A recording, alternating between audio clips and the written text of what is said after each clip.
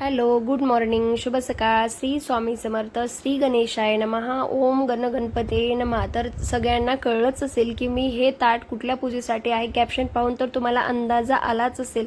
तर प्रत्येक जणाला आता महिन्याला चतुर्थी असते. बरेच जण चतुर्थीचा उपवास वगैरे करतात आणि बऱ्याच जणांना हे सुद्धा माहीत नसतं की गणेश चतुर्थीच्या दिवशी आपण ताटामध्ये कुठल्या कुठल्या वस्तू ठेवल्या पाहिजे किंवा गणपती बाप्पांची पूजा कशी केली पाहिजे. काही काही जण तर फक्त उपवासच करतात, पूजा वगैरे करत नाहीत. पण बरेच जण जे पूजा करतात त्यांना प्रॉपरली पूजेचं ताट कसं असायला पाहिजे ह्या गोष्टी माहीत नसतात. तर त्याचसाठी मी तुमच्यासाठी आज घेऊन आली आहे ही महत्त्वपूर्ण माहिती. आणि हे पूजेचं ताट विशेष म्हणजे आपल्या लाडक्या गणपती बाप्पांचं पूजेचं ताट कसं असायला पाहिजे. आपण प्रत्येक महिन्याला जे गणेश चतुर्थीची पूजा करतो, चतुर्थीला गणपती बाप्पांसाठी काय ठेवायला पाहिजे ताटामध्ये किंवा गणपती बाप्पांचा अभिषेक वगैरे करण्यासाठी काय काय लागतं, ह्या सर्व गोष्टी मी आज तुमच्यासोबत शेअर करणार आहे. तर व्हिडिओ शेवटपर्यंत पाहायला अजिबात विसरू नका.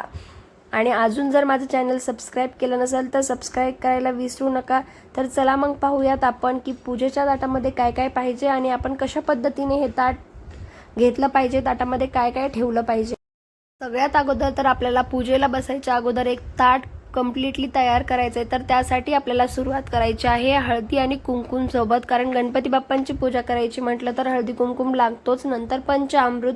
तर बऱ्याच जणांना पंचामृत कसं बनवायचं हे माहीत नसतं, तर ते सुद्धा मी तुम्हाला आज शॉर्टमध्ये सांगते. तर पंचामृत बनवण्यासाठी आपल्याला त्यामध्ये टाकायचं असतं दूध, दही, तूप, मध टाकायचं आहे आपल्याला आणि साखर. तर एवढ्या 5 वस्तूपासून पंचामृत बनतं. तर अशा पद्धतीने आपल्याला पंचामृत बनवून घ्यायचं आहे. अगरबत्ती घ्यायची आहे ताटामध्ये. पंचामृत आपल्याला गणपती बाप्पांचा अभिषेक करण्यासाठी घ्यायचा आहे. आणि नंतर घ्यायची आहे सगळ्यात महत्त्वाची आणि बाप्पाची आवडती, ती म्हणजे ही कापसाची वस्त्र आणि माळ. वस्त्र मी तुम्हाला ताटामध्ये दाखवायची विसरली आहे, ही माळ दाखवलेली आहे. वस्त्र मी तुम्हाला नेक्स्ट व्हिडिओमध्ये किंवा एखाद्या व्हिडिओमध्ये सांगते. कापसाचीच आपल्याला एक छोटे छोटे असे 2 वस्त्र करून घ्यायचे असते, तर त्यालाच वस्त्रमाळा असं म्हणतात. आणि ही बाप्पांना खरंच खूप जास्त आवडते असं मला एका देवबाप्पांनी सांगितलेलं, एका पुजाऱ्यांनी सांगितलेलं. तेव्हापासून मी नेहमी गणेश चतुर्थीला ही बाप्पांना माळ अर्पण करते. आणि नंतर आपल्याला घ्यायचं आहे 1 चम्मच अभिषेक करण्यासाठी. आणि महत्त्वाचं म्हणजे बाप्पांसाठी घ्यायची आहे मोदक वात. लाल फूल पाहिजे बाप्पांच्या पूजेसाठी. एक कलावा घ्यायचा आहे, जेणेकरून आपण कुठली इच्छा वगैरे बोलून जर पूजा करत असाल तर तो कलावा आपण आपल्या घरच्यांच्या किंवा ज्याच्यासाठी बोलली आहे त्याच्या हातात बांधण्यासाठी. लाल फुलं घ्यायची आहेत. प्रसादामध्ये आपण बतासे, खडी साखर, दूध साखर, गूळ आणि खोबरं हा नैवेद्य बाप्पांना खास कर अर्पण केला जातो. तर हा नैवेद्य म्हणून सुद्धा आपण वापरू शकतो किंवा ठेवू शकतो. अगरबत्ती ठेवायची आहे आपल्याला. आणि अधिक मासाची विशेष म्हणजे ही मोदक वात.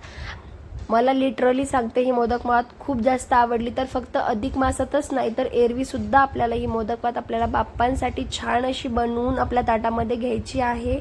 अजून म्हटलं तर आपल्याला शेंदूर वगैरे घ्यायचं आहे बाप्पांसाठी. तर एवढं सोपं आणि सुंदर असं छान ताट आपल्याला सजवायचं आहे बाप्पाच्या पूजेसाठी. सगळेच जण पूजा करतात, मंदिरात जातात, दर्शन घेतात, छोटीशी पूजा करून घेतात. पण प्रत्येकाला प्रॉपरली ताटामध्ये काय पाहिजे या गोष्टी माहीत नसतात. तर या ताटामध्ये आता फक्त राहिलंय ते म्हणजे नैवेद्य. आणि नैवेद्यामध्ये आपल्याला हवं तर मोदक, पुरणाची पोळी किंवा जे काही आपण बनवलं आहे तसं म्हणजे बाप्पाचं सगळ्यात आवडते असतात तर मोदक. तर आपल्याला बाप्पांसाठी मोदकाचं नैवेद्य वगैरे बनवायचं आहे. तर एवढं सोपं असतं छान असं बाप्पाच्या पूजेसाठी ताट वगैरे बनवणं. आणि यात अजून राहिलं ते म्हणजे आपल्याला जल पाणी.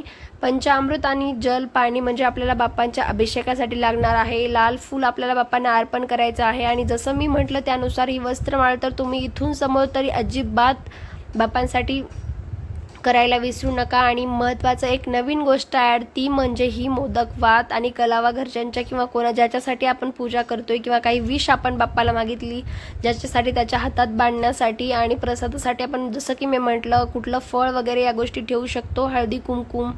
तर एवढं साहित्य आपल्याला गणपती बाप्पाच्या गणेश चतुर्थीला किंवा कुठलीही पूजा मंदिरात जाता वेळेस वगैरे आपल्याला जायचं असेल तर आपण घेऊन जाऊ शकतो. तर आय होप तुम्हाला माझा हा छोटासा व्हिडिओ नक्कीच आवडला असेल. व्हिडिओ आवडला असेल तर लाईक, कमेंट, शेअर आणि माझ्या चॅनलला सबस्क्राईब करायला विसरू नका.